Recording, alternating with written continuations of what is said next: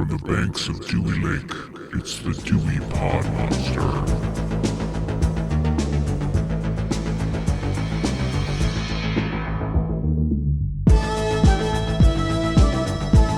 All right, welcome back. My name is John, and this is the Dewey Pod Monster podcast. This is a weekly podcast, and it is about Charles Bronson. That's right, we have a theme month for you. It is Charles Bronson month.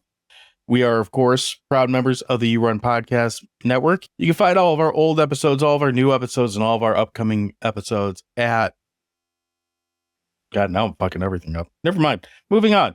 With me this week is the host of the Dewey Pod Monster podcast, and his name is Sean. Sean, how are you doing on this wonderful Charles Bronson Tuesday? John, we got liver and spaghetti for dinner. How do you like your liver done?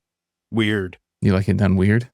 Sorry, my favorite quote in that movie is just one word. Oh, it's just that weird. Grizzled got weird. Weird. As he fucking wanders off into the night. What have you been watching this week, Sean? John. Charles Bronson, I assume? Yes. God damn it. I didn't want to reveal it this soon in Bronson month, but we haven't talked about this, and I don't know how many people are aware. I just randomly saw this. There is Charles Bronson, who's been dead for 20 years, and there is I think he's Hungarian. He lives on in our hearts. There is an Eastern European actor named Robert Bronzi, who is a lookalike, dead nuts lookalike for Charles Bronson. And he is in movies that Charles Bronson, they're like spiritual successors like we talked about. Spoiler alert, we have an upcoming episode on 10 to Midnight. There is a movie with Robert Bronzi called, what is it called? 15 to Midnight? And 12 to Midnight. Oh, so it's only 2 minutes earlier. They look so similar. I am so looking forward to, because I want to know if he's dubbed. That's really my big thing. So anyways, getting back on track, I haven't watched any Robert Bronzi movies, but what I did watch, I want to talk about. First off, I watched an Australian film from 1988. It's called Sons of Steel. And I have to basically tell you what IMDb says about it because I really don't know what I watched or what it's about. So this Side note for everyone listening, this is Sean's second attempt to explain this movie to me. So let's see if it goes better this time around than it did the first time. It was a couple days ago. So it wasn't it's not edited out. You didn't miss anything. So the writer-director wrote this on IMDb. He wrote the summary and he says, in the 20th century, Aussie heavy metal singer and peace activist Black Alice, who was a white guy, is captured by the fascist government of Oceania and dematerialized into a hologram. He's accidentally released from the hologram by barbarians into a dystopian world, all remaining from a nuclear holocaust that had all but destroyed mankind. He learns from a surviving mad scientist that he had caused the very accident that had all but destroyed mankind and finds a way to return in time to save the world from nuclear destruction. That's what the writer-director of this movie wrote. This is one of those movies that you watch and you just have to kind of accept what's going on. Like you don't understand any of it and you're just like, all right, that's cool. It's like flashing pictures in front of your face. You know, there's like, oh, yep, cool. That happened. And it's to add on top of all of that, it's like a sci-fi rock musical. There are full musical numbers. There's like one of those movies where it's almost like music videos were supposed to be filmed from this movie or something. It's interesting. It's definitely a like, what the fuck did I just watch kind of film. I don't know if I'd recommend it. If anyone that's listening has heard of it, let us know because I've never heard of this. I don't even know how it got on my radar. It's on Tubi. It'll be linked in the show notes. If you're interested, I plead with you to watch this to make sure that I didn't hallucinate this whole entire thing.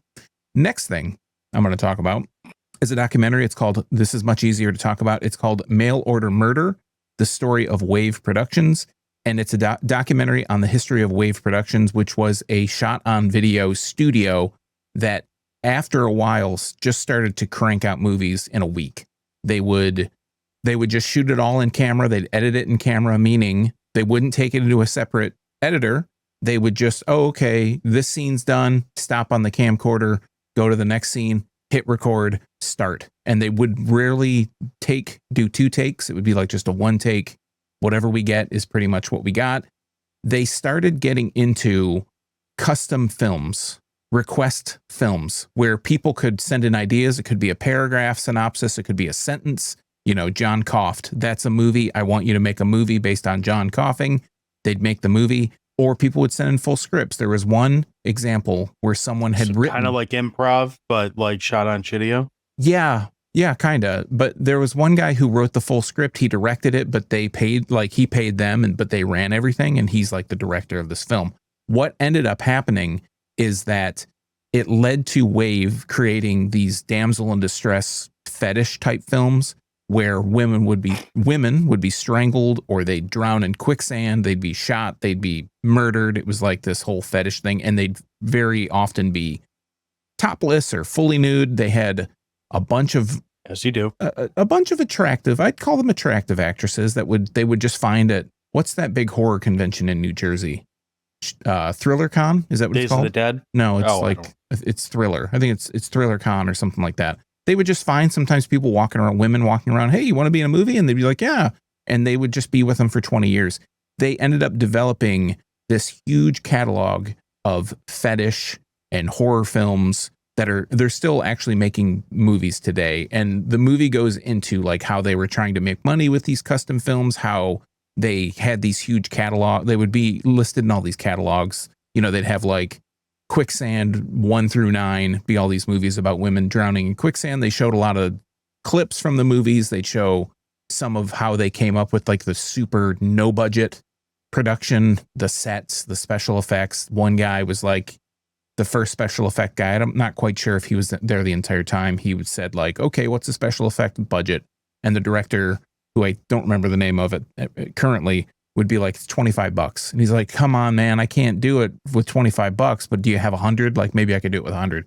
And they talked about how they would set up these sets. Like, it'd be in this guy's basement. Like, the whole thing would take place in the basement. They'd just crinkle up tin foil and paint it gray. And that's supposed to be a cave. That's just like, they'd shoot it from all these different angles. That's what they did. That was really interesting. Odd, but interesting nonetheless. I would give that a strong recommendation. That is on Tubi. Again, it'll be in the notes. Last thing I'm going to talk about, a 2023 documentary called Enter the Clones of Bruce, and it is examining the many, many actors who were hired by the Chinese studios, all the ones you could think of, Golden Harvest, Shaw Brothers, all that stuff, to impersonate Bruce Lee after his death. So you have Bruce Lee with an L-I, you'd have Bruce Lee with L-E, you'd have Dragon Lee, all these different people. There's all this footage of these movies. They have interviews with a lot of the impersonators.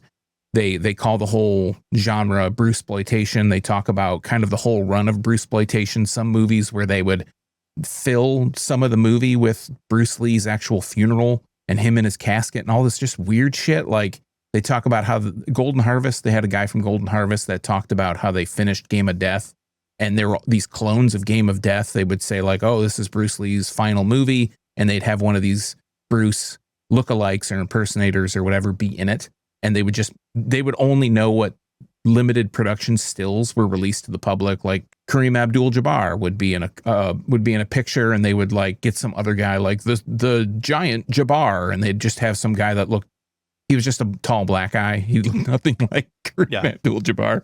And they would make what they interpreted these whole things to be. They talk about Jim Kelly and how he bridged like blaxploitation and Bruceploitation. This is one of those movies where I would recommend it if you're a real hardcore Bruce Lee fan or a kung fu movie fan, because it is probably 90% subtitled with actors speaking in all types of different Asian dialects. They have French critics that are talking about it, and there's a German guy that was responsible for releasing these movies across Germany.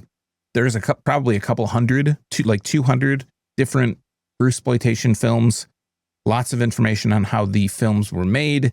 It's not just a focus on Bruce Lee. So if you're big into kung fu, if you're willing to read an hour and 25 minutes of subtitles for a documentary, this might be up your alley. If it's not, I think really hardcore fans might want to watch it, but other than that, I think it's probably a pass for most people. John, that's the 3 things I watched this week. John, what have you been watching? So mine's kind of weird. So the first one, I don't want to break down a bunch of movies, so I'm just this is like a bucket of shit that's just kind of been on mostly in the background, but it's all stuff I've seen before.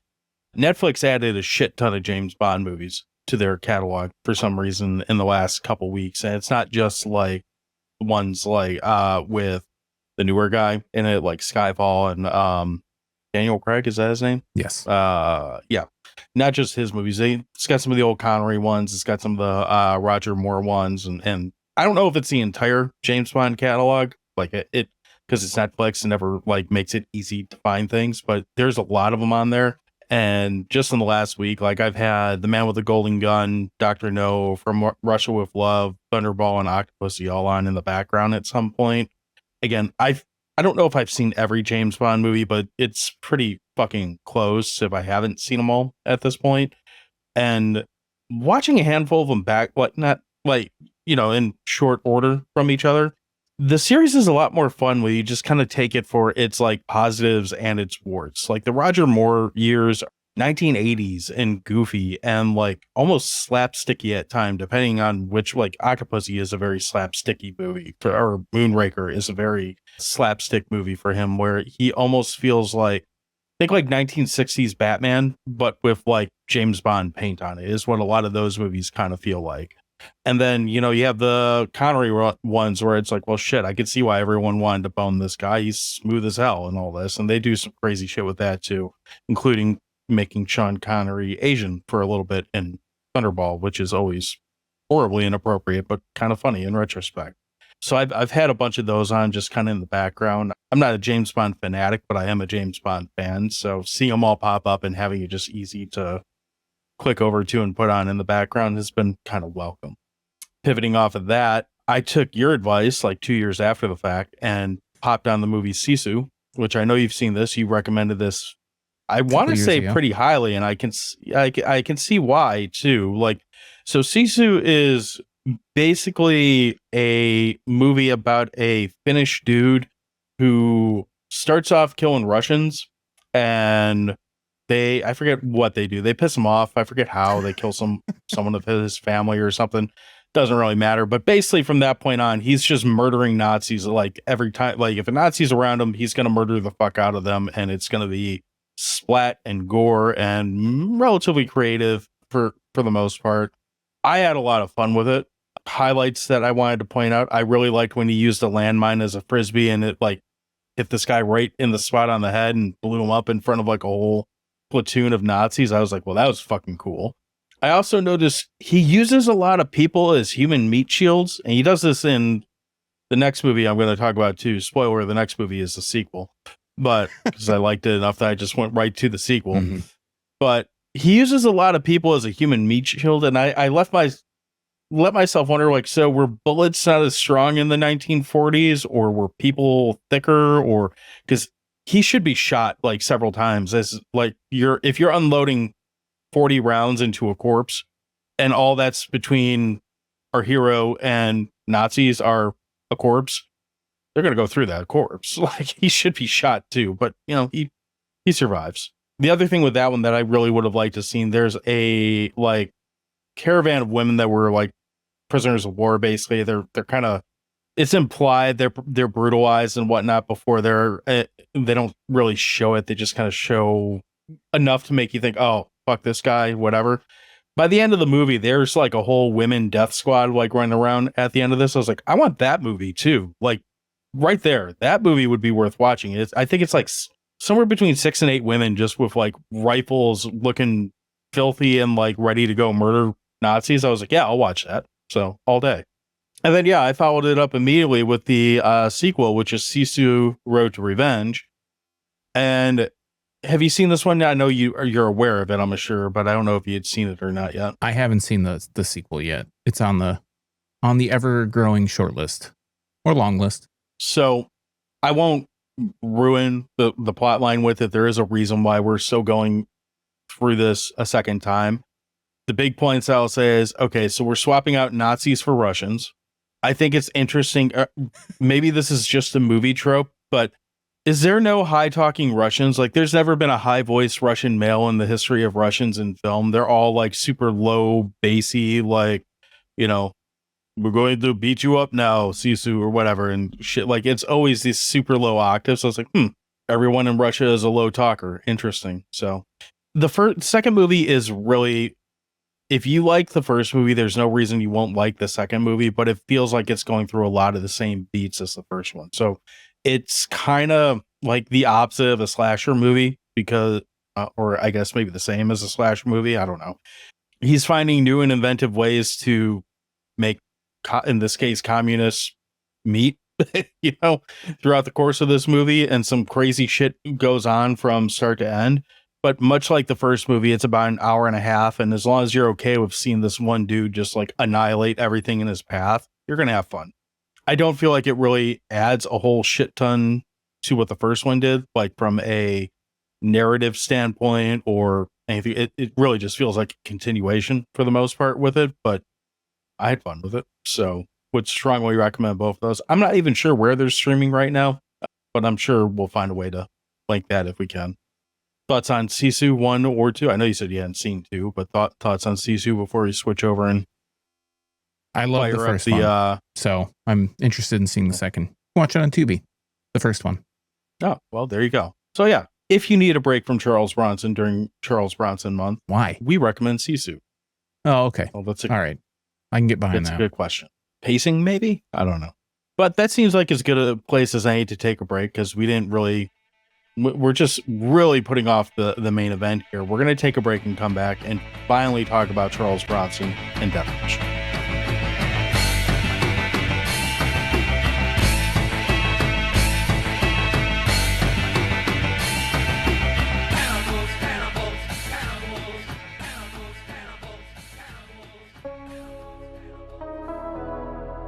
They say you can't go back in time, but they clearly haven't been listening.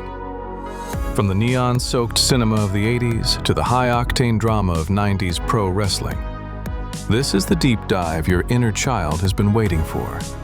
This is Pop Culture Reflections. More than just a review show, it's an exploration of the films, music, and icons that defined a generation. Join Justin and a lineup of special guests to rediscover the stories you love.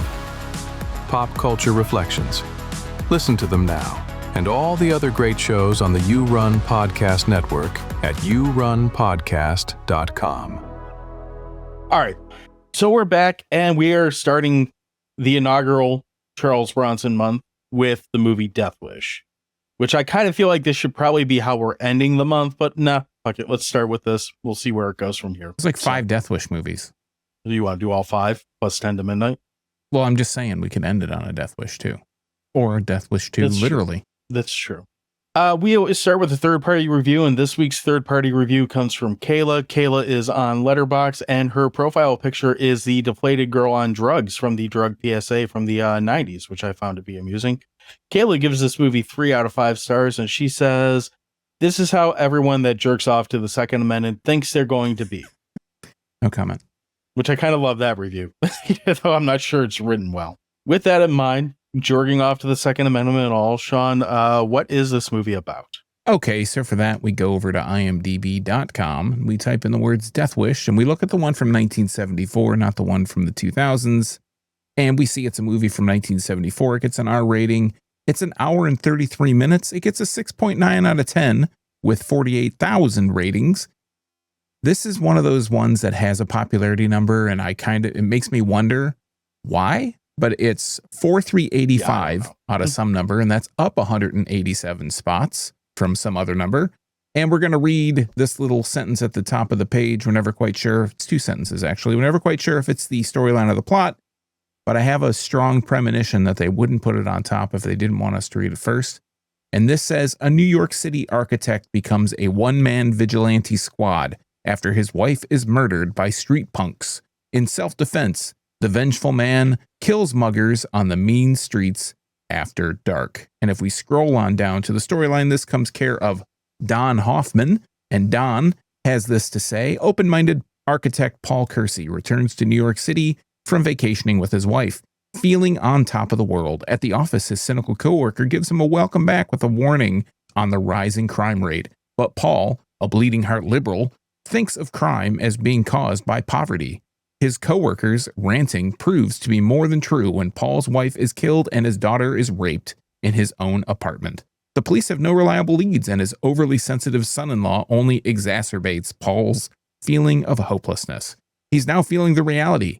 The police can't be everywhere at once. Out of sympathy, his boss gives him an assignment in sunny Arizona, where Paul gets a taste of Old West ideals. He returns to New York with a compromised view on muggers. Feels like there's a lot of adjectives in that. Something I can't put my finger on it. Feels like there's something at the heart of this storyline, but I'm not smart enough to ever know what that is. I don't know that open-minded would have been the way that I described. I didn't know he was a bleeding heart liberal. I didn't know that doesn't he call himself a libertarian like several times in this, which is kind of interesting since I didn't start hearing about that word until I don't remember that being uttered, but maybe. And I didn't know that he thought that crime was caused by poverty. I don't remember that either. No, so that's a lot of things are being read. So for my this. cliff notes, I cliff noted this too because I said after Jeff Goldblum as freak number 1 murders Charles Bronson's wife and rapes his daughter, leaving her traumatized, Bronson decides to take the law into his own hands and gun down seemingly endless supply of street toughs, regardless of none of them being Jeff Goldblum or his cronies. Did you spell tough? Tuff? I did. Oh, nice. That's the only way it can be read or written. Sorry, and it can only be recognized that way. For street toughs, yeah. So, did you have cliff notes for this before we start getting into it? Yeah, or I think you covered it. Do you want to go right into the cast? Okay. Well, who's in this movie? All right. So we've got a few people. We have Charlie Bronson, who plays Paul Kersey. He was in The Magnificent Seven, The Great Escape, Kinjite, Forbidden Secrets. He's got like 160 plus credits. I mean, my wife didn't know who Charles Bronson was, which I was not really all that surprised about. But if you've ever seen a movie in your life, you probably know who Charles Bronson is. We have Hope Lange, who plays Joanna Kersey. She was in Blue Velvet. She was Ms. Walsh in Nightmare on Elm Street 2. She was in Clear and Present Danger and The 500-Pound Jerk. We have Vincent Gardenia, who plays Frank Ochoa. He was in Moonstruck and the 1986 version of Little Shop of Horrors. We have the first appearance, as you mentioned, of Jeff Goldblum in a very small and blink at you and you'll miss it role for Maria from Sesame Street, Sonia Manzano. We have a few other notables that I'll just mention in passing. We have Olympia Dukakis, we have Christopher Guest, and we have Helen Martin, who is probably best known as the old lady who hangs out the window in the TV show 227. And we have music, original music composed, performed, etc. by Herbie Hancock. Sure do. So I think I know the answer to this. I'm like 90% sure I know the answer to this. This isn't a first watch for you. You've seen this before, right? I have indeed seen this before, yes. You? Yeah, I have. It's this one for me. It's been a while on this one in particular, and I remember why now after watching it, and we'll get into that more. But this one is a very we'll get into more like right now. I guess let's get into it. This one's very much so like this feels like a 1970s movie to me. Like this feels right at home with movies like Taxi Driver and even like Godfather to an extent. These slow, deliberate, honestly very well thought out, but very like differently paced takes on. I don't even think calling this an action movie is correct. It's more like I want to stop short of calling it an exploitation film because I think this one feels closer to that than some do, but it's like, I don't know, a crime drama, I guess, like / revenge movie, something along those lines. Like, again, I will stop just short of calling it an exploitation film, but because I think there's some things that would have gone on way more if it were that kind of film.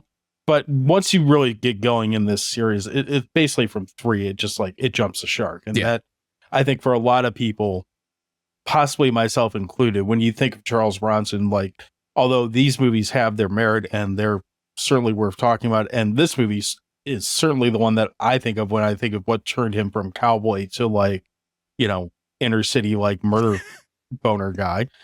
It's this movie for sure.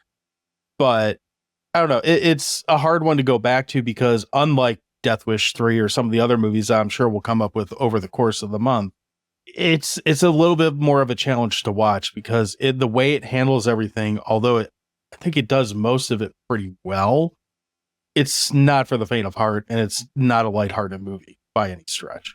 Yeah, it's hard to call it, to your point, it's hard to call it an action film because it's not something like where guys are jumping with parachutes out of windows and well, I was going to say randomly killing each other because they are randomly, I mean, literally randomly killing people. But there's just these little spurts of these kind of action set pieces. And in between, there's actual character development. There's actually like a story being told. Narrative. Yeah, exactly. There's like there's a major descent. Yeah. And I wanted to just say, like, I always thought of Charles Bronson as this wooden, shitty, tough guy actor who didn't have a lot of acting ability, but that's before I saw a lot of his films. Watching Death Wish for the first time a few years ago, I thought, especially that opening scene, like they start in Hawaii, he's in his little Speedo. This guy's a stud. He was 53 when this movie came out. And for most actors of the 70s and the 80s, if you were 50, you may as well have been 100. You were just like forgotten about, or you played like the old distinguished gentleman. You didn't see people like Charlie Bronson here, you know, ripped. And if I was, he's basically the same guy over all the time that he's been in Hollywood. He's looked the same, just with a little bit more gray hair as he gets older. He looks like he's in prime shape, like he's chiseled out of rock. It's ridiculous. I hope to be even a quarter as chiseled as Charlie Bronson when I'm 53, and I doubt I'll get there. Don't get me wrong, he's still wooden. He's still stilted as an actor, but I have a much bigger appreciation. He's not such a shitty action star as I would have expected before going into seeing Death Wish. But I wanted to bridge that into my likes. So if that's okay, thank you for indulging me, by the way. New York City, this movie, New York City in the 70s, 80s was tough as shit. Like if you've ever watched anything. First thing I wrote. If you've ever watched First thing anything, I wrote was Dirtbag New York City. If you've watched anything that actually gets into the history of New York, when the city was bankrupt, when the garbage piled up on the streets and they didn't have enough money to pay the sanitation people to come and pick shit up, it was fucking rough. Like if I was watching something that was like about Ronald Reagan and his first bid towards the presidency in 80, and they show him in New York and buildings are like collapsed. They're like tearing shit down. It's fucked up. I love the fact that this movie opens up in Hawaii. The scene is set. It's bright. It's sunny, vibrant colors. It looks clear. It looks crisp. It looks like a plate that's very colorful. You know, lots of reds, lots of blues and all these different colors. When they get to New York, it is like a 180. An easily 180, like total turn. It becomes muted colors. It's yellow, it's brown, it's just kind of shitty looking. Like it's extremely stark. It gives off, going into New York in this movie gives this like constrained oppression on everything in this movie. And one of the things we brought up, it's one of the things we brought up with Frankenhooker and with the Warriors and Basket Case and probably countless others. There's something about New York from this era, that just, and I don't even know if this was actually shot in New York. I'm assuming it was, but like, I think it was. Yeah, just the look and the feel of, and it's not just New York. Like movies set in Chicago or Detroit or even LA to an extent. Any time you see a city that actually feels, we even said this about Lost Boys and Santa Clara, even though it's a fictional city, like the way I forget, was it Anaheim or whatever it is where they shot it, somewhere out west. Santa Cruz Someone or somewhere. will correct me, I'm sure.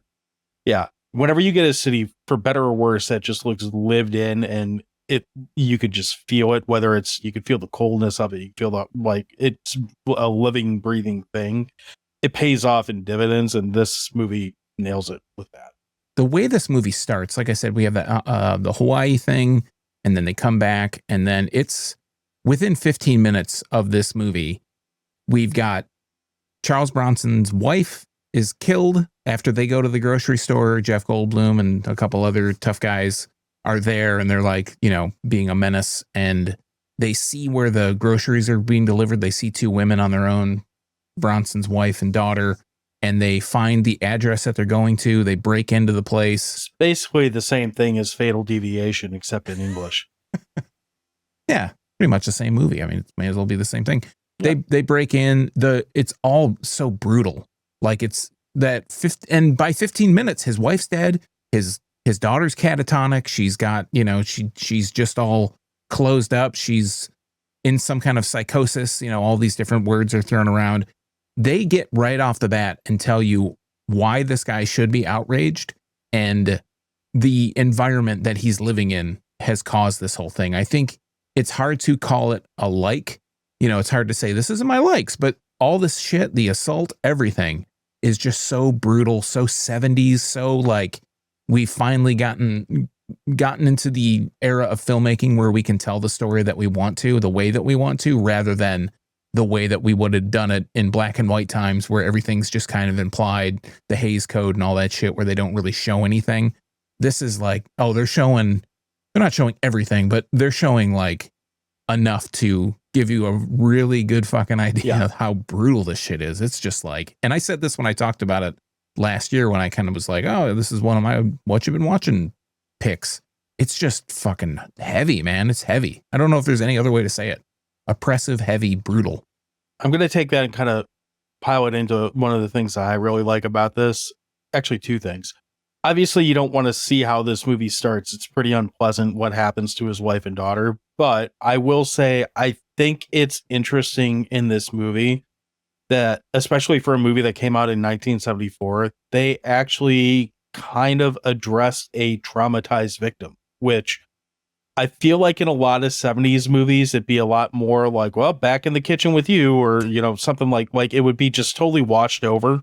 Like she'd be back more or less like, sad, but not functioning more or less. Living with it. Yeah. His daughter, she's essentially removed from society by halfway through this movie.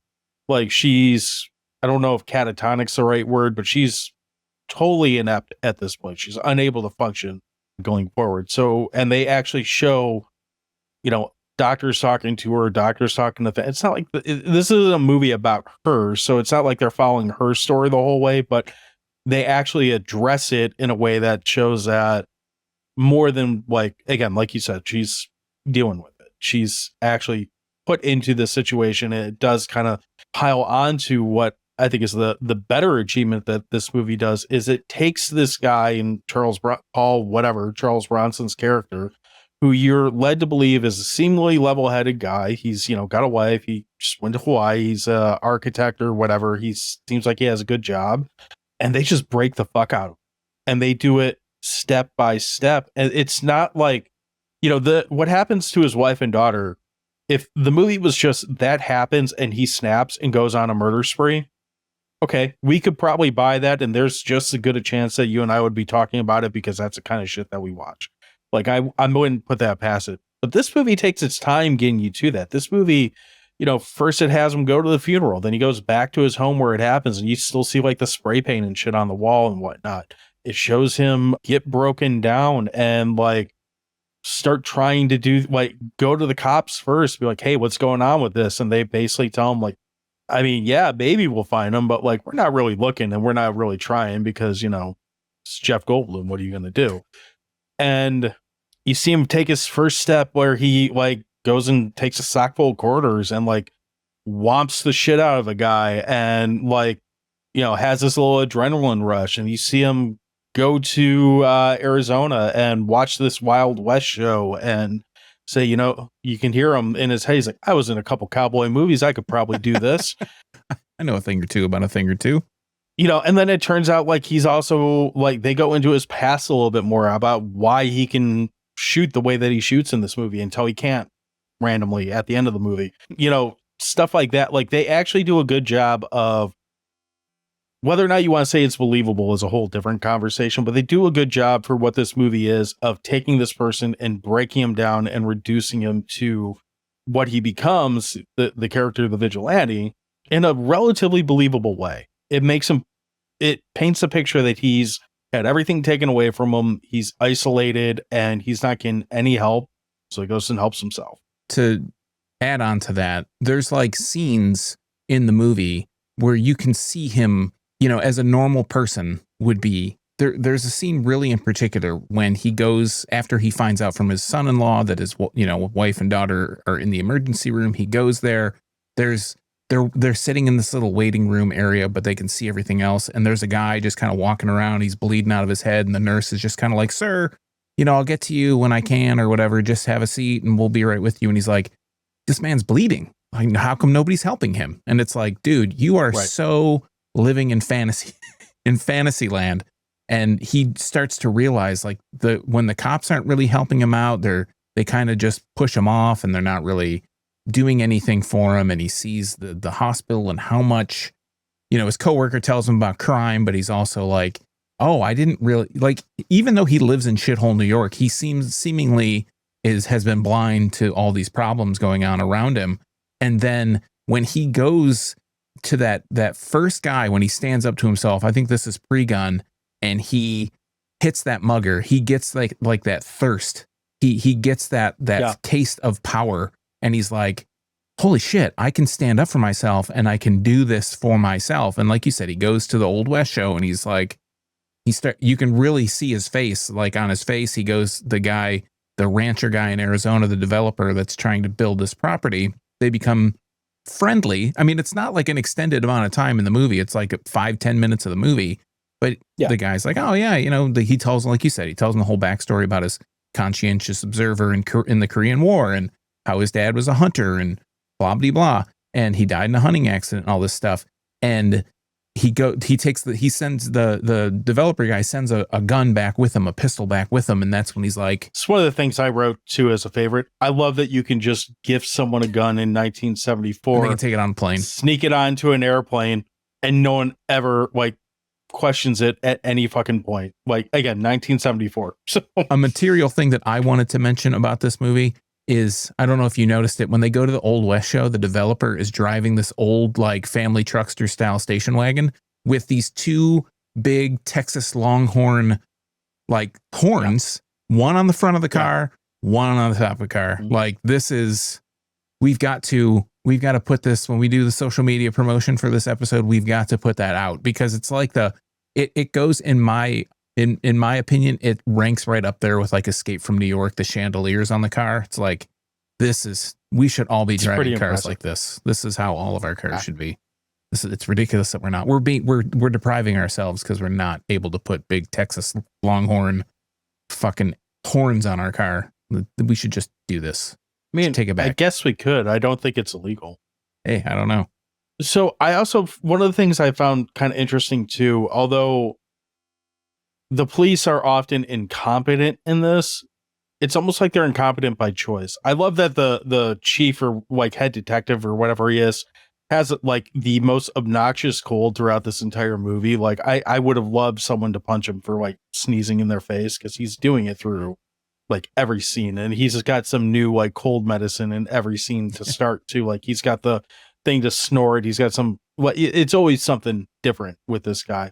But they do actually show cops doing cop work. They're like, all right, well, at one point when they're starting to figure out all these dirtbags are dropping off left and right, they kind of get an area. They're like, all right, find anyone who was male who had someone die recently, and then they narrow it down even more. They're who was also in, I think they say, the Vietnam War, and if that doesn't shake out, he basically rattles off every war. Yeah, he basically rattles off every war until they're out of options.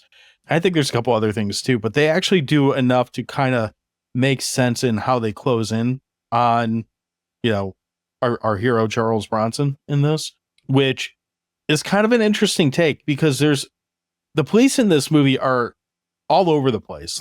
You get the initial cop who investigates his wife and daughter's assault, and he's pretty much useless.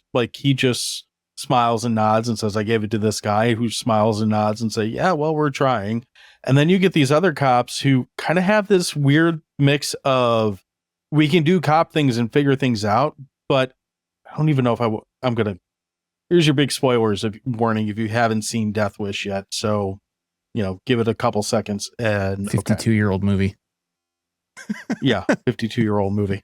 At some point, once they realize that because as mentioned, Bronson's going around basically murdering the shit out of anyone who's a street tough in New York. Or looks at him sideways. They figure out, he kind of draws them in. I also think it's funny that after he hits the dude with a sock full of quarters, like trouble is all over Charles Bronson, like shit on Velcro. Like the second he goes out of his house, someone is ready to mug him or something, like every time. But I digress. They get to a point where they figure out, like, okay, this is one guy. It's a vigilante dude. They give him a name in the paper or whatever. And someone on Mount Pius or whatever, I forget if they actually show it or if it's just on a phone call. I forget at the moment. But they essentially say, we know this is one guy. We know it's a vigilante. We can't arrest him and we can't kill him because he's doing good things in the sense that, like, crime numbers are actually going down. But we can't have people just thinking they can go around murdering people in the streets of New York. So they basically, like, tell Chief Cold Sniffer, find a way to get him to leave town without arresting him, more or less, which is like this whole different level that it's never fully, like, explored, like how corrupt this police station is. But it adds this interesting, like, logical way to get him out of this movie to make Death Wish 2 through, 5 and Bruce Willis. But it's also like eventually, yeah. But it's also like, how the fuck is this the, like, plan of action? Like, I get it, but also, like, is that really what you want to do? You sure about that? I think you kind of hit on this already, but he's just tempting fate. Like, he is going to the places where he goes places at dark by himself. He's isolated. He's alone. He's going to be an easy, or people well dressed. Yeah, people are going to see him and say that guy's a target. And he goes to those places specifically so that when he is provoked, he can be the gunslinger. The guy at the end, he's like, fill your hand. And he's like, what are you talking about? And Charlie's like, draw.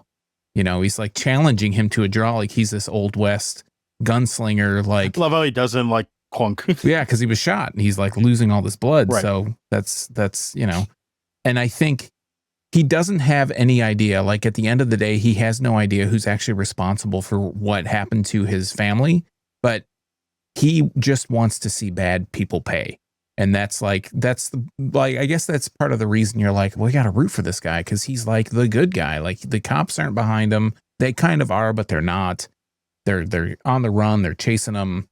And I think the final shot of this movie is, and I won't give a huge spoiler as to, like, I'll give you what You've the final probably shot seen is, it, but even if you haven't seen the movie, you've Yeah. probably seen the final shot of this movie. Charlie gets off of the train.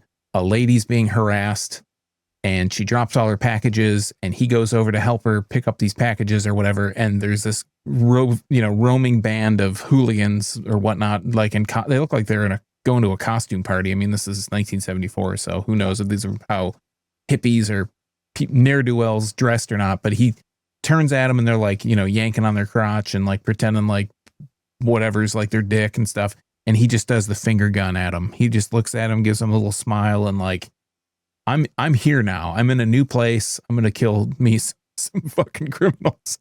And it's a really cool final shot. But do you have anything else for likes? You want to pivot to dislikes here? I hit my big points on likes, so yeah, we can pivot to dislikes. And I only really have one big dislike. This movie has this natural progression in it where Bronson's going around shooting people and it escalates and he gets more and more ballsy about who he's going to, pick off and all this stuff. It gets to a point where he's in this, like, standoff on a staircase and there's 3 dudes, 2 of which have him at knife. I don't even want to say knife point because they're like 8 stairs away from him, but they have knives. And then there's another dude at the top. They have knives and there's another dude at the top that has a gun on him. And, you see Bronson, he shoots one of the dudes with the knife. He turns and plugs the guy with the gun in, like, the leg, or he injures him. He doesn't kill him. And then the other guy starts taking off and running. And this whole movie, like, he's been basically a trained marksman. Like, I don't think he's missed anything. Like, if he's pulled that trigger, he's hitting in this movie. And he misses this dude that's running away from him like 3 or 4 times as he's shooting at him, which kind of is weird. Like, so you finally, like, you have the cops on you at this point. They're actively pursuing you. You're still going out to shoot people, which, yeah, cool. Let's do that. It's just weird how he forgets how to aim at this one point of the movie for what feels like dramatic purposes. That's your dislike? The only other thing I would say that's maybe a dislike is I'm kind of mixed on this. This is a slow burn movie. It doesn't feel like the pace in this movie is oddly slow, and it never picks up. Like, even when things are happening in this movie, it's still a slow moving hour and a half. It doesn't feel like a long movie, but it is, again, this is why I hesitate to call this movie an action movie in any way, shape, or form, because maybe there's action sequences in it, but I don't even think that's the right word for what this movie is. I think there is fluff that is in the movie, like the actual, this is going to sound ridiculous, but the actual architectural part of his job. But I think for me, it's a minor gripe. I think it has to be there because, like we said before, there's a narrative, there's character development. We learn who these characters are, especially, I mean, really the only character that matters in this movie is Kiersey. And that whole piece introduces, it introduces Charlie to the guns, which evolves his character, and it adds to like what the kids would call lore. You know, it adds to the Charlie lore there to let him, this is where he kind of unlocked the gun achievement or whatnot. It's fluffy, but it is his turning point. One of my big complaints, it's not really a complaint about the character itself, but the son-in-law is such and I'm sure that he's supposed to calls be him this dad way. way too much. Well, he's supposed to be this kind of ineffective. I don't want, like a douche. I don't want to call him a coward, but he just like runs from it. There's the one scene where they're out in the country and they're like, and the daughter is being put in a sanitarium basically. And he's like, man, wouldn't it have been great if we should have just moved out to the country. All those people going to the city for work and they're getting, people getting mugged and killed every day. And Charlie's just like, why would we let fear run our life? And he's like, well, that's society. That's what society is. It's like, dude, if you would have taken the daughter, as much as it may have harmed, well, maybe not harmed, but as catatonic or whatever state she's in as she was, maybe she could have helped point out who did this, and Charlie could have taken those guys out initially. So I have thoughts on that. But the other part, really just super minor nitpick, is there's one person in particular that Charlie kills, and it's out by the waterfront. He's by himself. This one lone guy is kind of following him, and he comes up to him and he's like, hey, give me your money or whatever. And he has a gun, and Charlie like turns and he shoots through his coat or whatever he had his arm under his coat, and he shoots the guy, and he shoots him in the stomach, and the guy dies. And there is like a front page article about it. What does it say? It says, ex-con drug addict murdered in blah, blah, blah. It's like, don't people die every day in the city? Like, why would this one ex-felon be the one that they put on the front page of the newspaper? I'm sure that the police, the news, everything else has bigger fish to fry. This just doesn't seem like, I don't know. It doesn't seem like it would make the front page. That's super tiny minor nitpick, but I was just like, really? Come on, guys. I forgot about his son-in-law. He is obnoxious, mostly because I was like, God, he calls him dad a lot. And I have a father-in-law, and I don't think I've ever called him dad because I've never called my father-in-law dad. Yeah. It'd be weird. So it's just, it feels weird. Yeah, like, it does. No, hey, not Dad, doing that.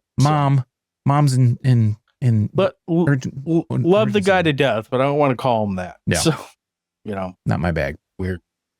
I don't know. I think it's time to fire up the grill. Otherwise, we'll be here just talking about Charles Bronson all month. All month. Damn. Then you're in for a big treat, bro, because it's hot dog time. All right, so I'll go first.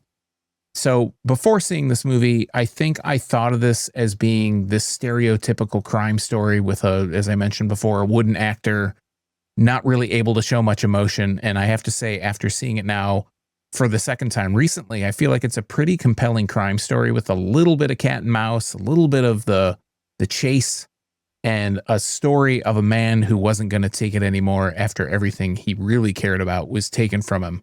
And that just happens to have a wooden actor not really able to show much emotion. But the way the story is told, the way the story evolves, I don't know if I could picture anybody other than Charlie Bronson in this role.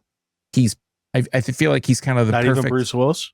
I never saw that one. I had no interest in it. And I haven't either. By the time Bruce Willis they did that movie, I was like, okay, Bruce Willis, cool, whatever. He had already been doing so many shitty, I don't know, cash grab movies by that point, and now we kind of know why, but that's how I felt about it. Anyways, I think Death Wish is still a relevant story. Death Wish is kind of a weird title for a story so relevant, but it fits. I think it's a fitting title because he is just kind of like, I'm just going to go out. I don't care what happens to me anymore.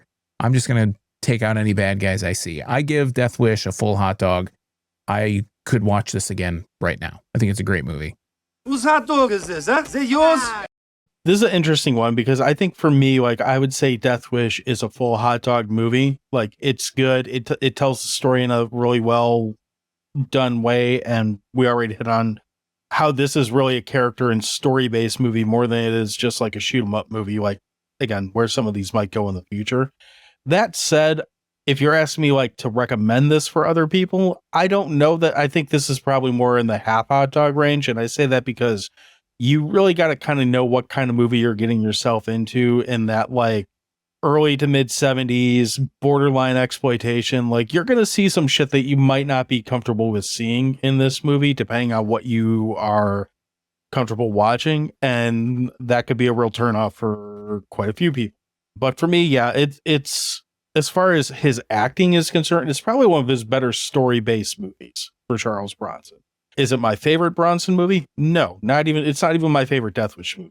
But it is a really well-made film that does things, honestly, better than most films even now do it. Like, I can't think of another guy getting revenge movie that does this good, showing a descent like that, and still keeping it around the time frame that you heard movies are supposed to be. So I think it nails it for the most part. Again, the only thing I would say is it's a buyer beware in that if you're sensitive to a sexual assault being in a movie, or you just don't like seeing Charles Bronson with his shirt off, or, you know, some of the subject material could be a little challenging. But if that doesn't bother you, then by all means, this is a good way to go. He's ripped. He's ripped though. He is. All right. Well, we have more Bronson coming up for the month. Do you have anything you want to add in on the Death Wish saga before we wrap up here and then move on to the next Bronson adventure?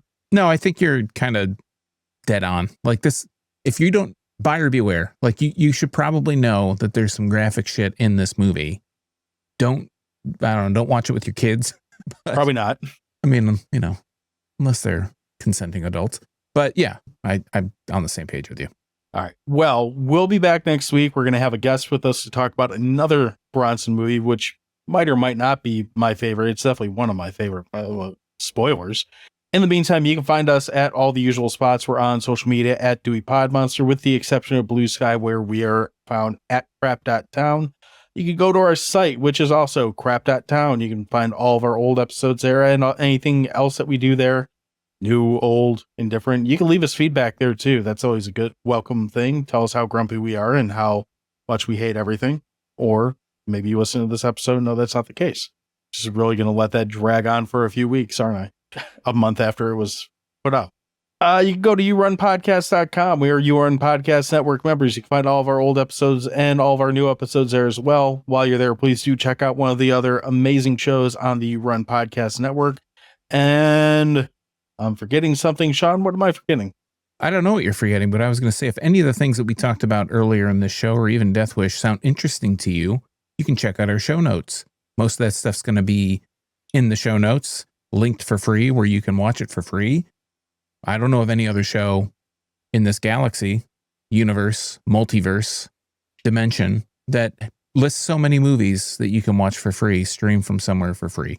Some of those movies might not be free. Probably 90% are free, but that means there's at least 15% that aren't free.